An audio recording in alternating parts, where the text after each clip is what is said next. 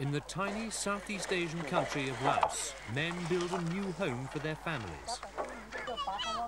These people have endured much suffering in the past few years. They were among the hundreds of thousands who fled Laos after the communists took power in the 1970s. They left behind a country which had been torn apart by 2 decades of civil war. The economy was shattered, and those who had supported the royalist government troops against the communists faced persecution.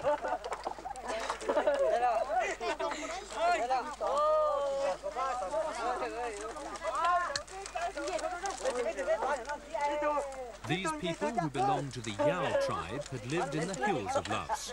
They were known to back the royalists, and so they fled to neighbouring Thailand to avoid reprisals. But Thailand has become increasingly impatient at the vast number of Indo-Chinese refugees arriving on her shores, and has taken steps to discourage new arrivals. It's also become increasingly difficult to find other countries who will accept the refugees as residents. So this small group of Laotians decided to return home rather than stay on in a Thai refugee camp. They came home with help from the United Nations and with reassurances from the Laotian government that they are welcome.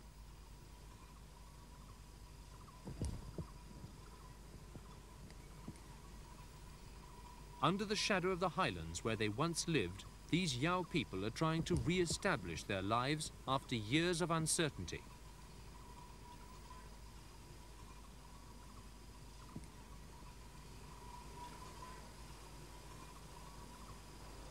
From Laos, it's possible to see the Thai border town of Nong Khai. Thailand may be close, but there are huge fundamental differences between the two countries. Thailand's Buddhist capitalist kingdom obviously attracted Laotians battered by the 20-year-old civil war. The United Nations stepped in to find a peaceful solution to the war which had raged since the French pulled out of their former colony in 1954. Peace was supposed to have been restored in 1962, when 14 nations signed a treaty at the UN in Geneva. There were elaborate plans, but in reality, the fighting continued. The French had left behind a strong nationalist movement, the Pathet Laos, who fought with weapons from Moscow and alongside troops from North Vietnam. The royalist forces were backed by the United States, who also sponsored a so-called secret army of Hill tribesmen.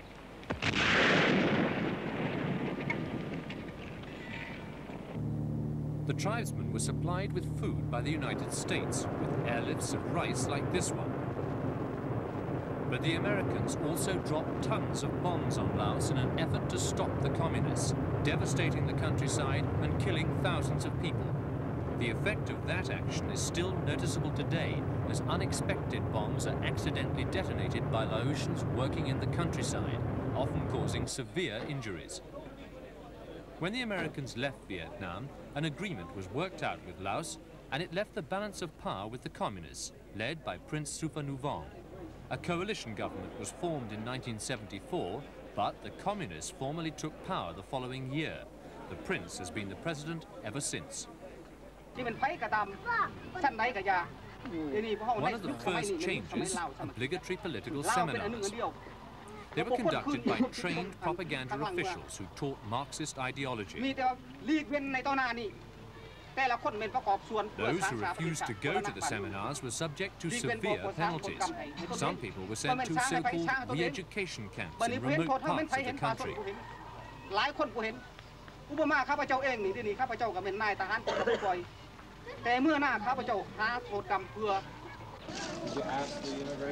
Many Laotians chose to leave rather than fit in with the new society. In the first 6 months after the communists took power, 50,000 people, including teachers, doctors and businessmen, sold up and took the ferries across the Mekong to Thailand.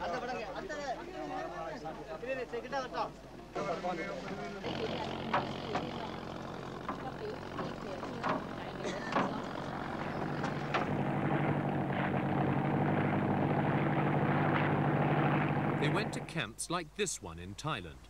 Some people risked their lives by swimming across the Mekong River to freedom.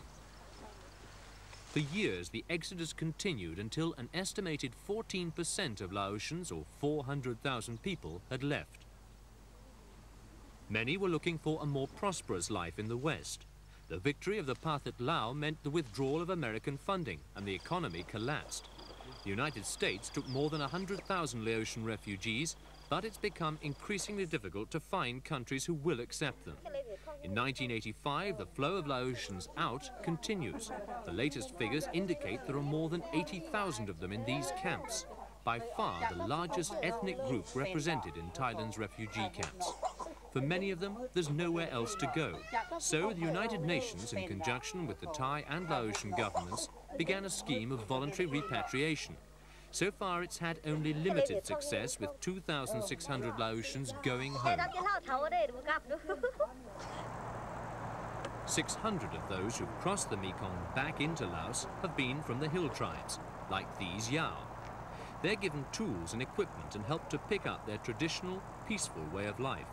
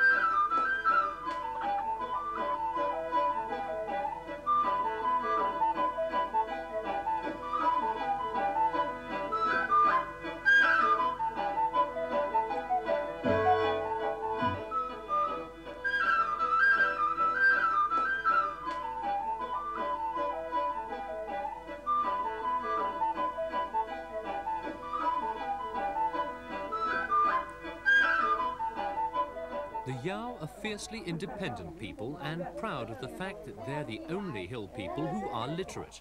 They nurture their customs and traditions, and in their new lowland home, they're attempting to continue with their traditional way of life.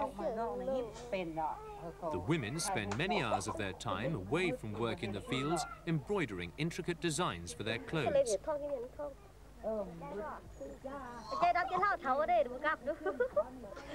They're now being given some extra help in making their clothes.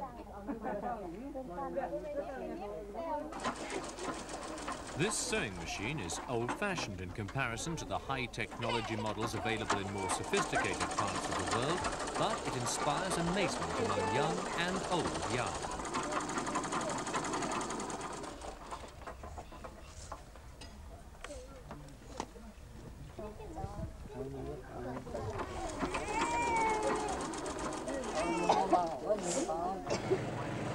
The United Nations has provided 2 tractors and is teaching the Yao farmers how to use them.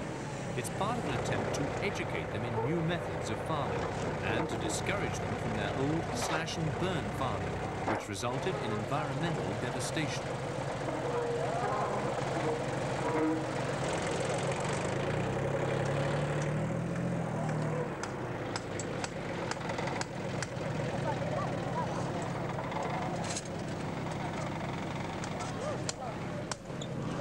Some of the traditional skills are being encouraged, like the making of tools.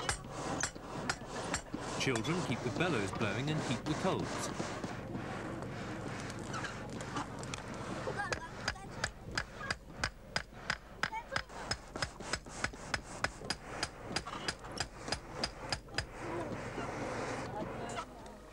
Despite all the help they're receiving, the transition back into Laotian life hasn't been easy.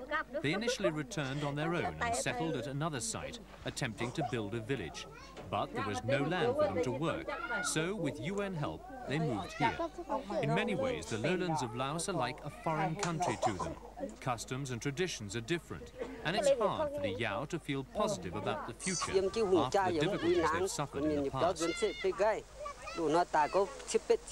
This man talks of his family's flight from his upland village. It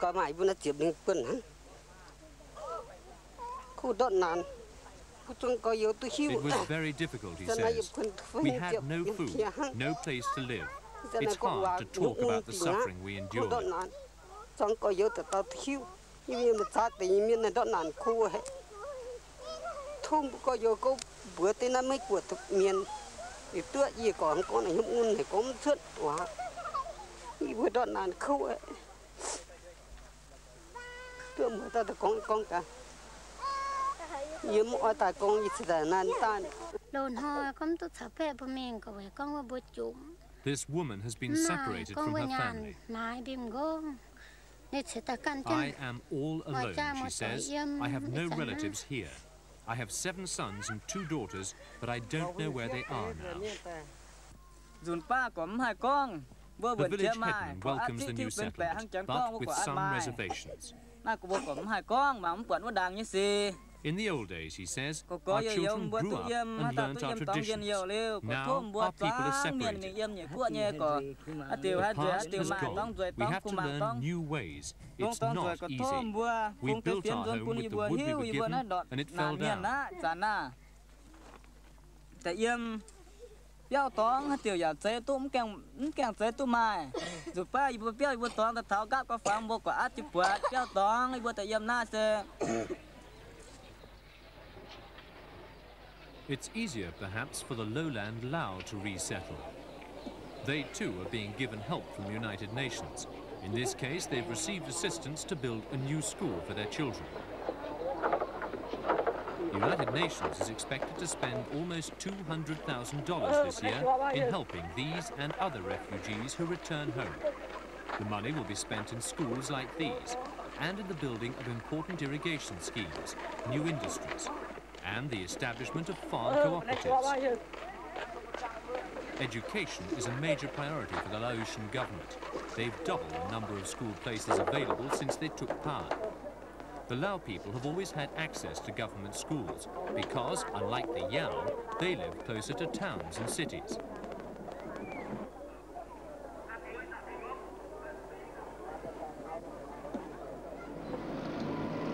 Many of the Lao people came from in or around the capital of Vientiane, where the traces of colonialism still exist.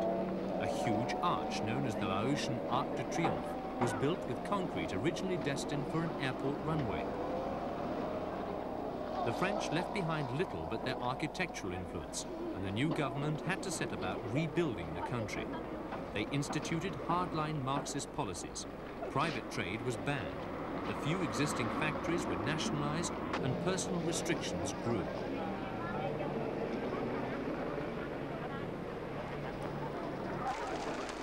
Following the mass exodus of refugees to Thailand, the government changed its economic course. The ban on private trade was lifted, wages were improved, and a more efficient price structure introduced. The key agricultural sector has been reformed, with rice production up by 1/3.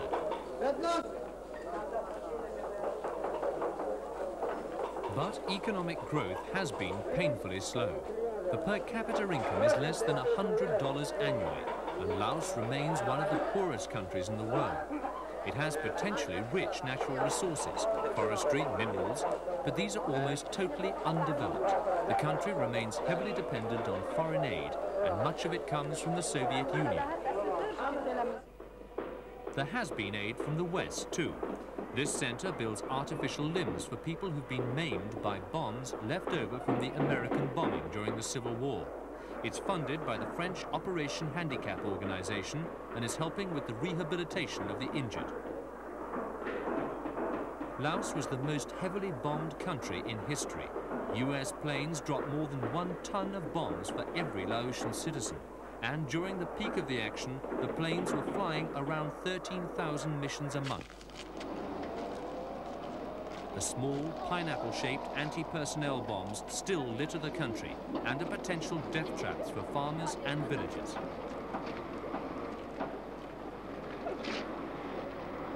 In one area, though, the Laotian government has been successful, in a unique way. Officially, as in all communist countries, Laos has no religion, but in reality, Buddhism and its associated magnificent shrines and temples have survived the change of government.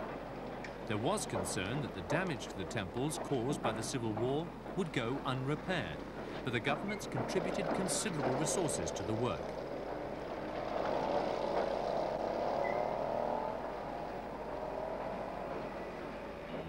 Saffron-robed monks are still seen around the streets of Laotian cities collecting offerings, and virtually every Lao man is expected to become a monk at least once in his lifetime.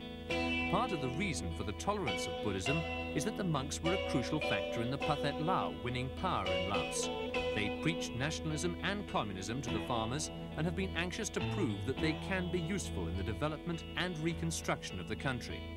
Buddhism is the religion of the lowland Lao, and its continuing presence in Laos is probably one of the reasons which brings some of the refugees home.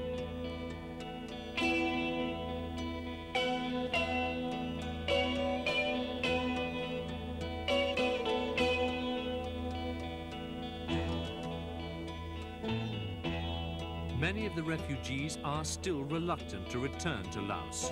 The UN program has repatriated less than 1% of those who fled to Thailand since 1975. Some have returned on their own, but for thousands who stay on the other side of the Mekong, life in a Thai camp with a vague hope of resettlement in a third country is preferable to an uncertain place in the new Laos.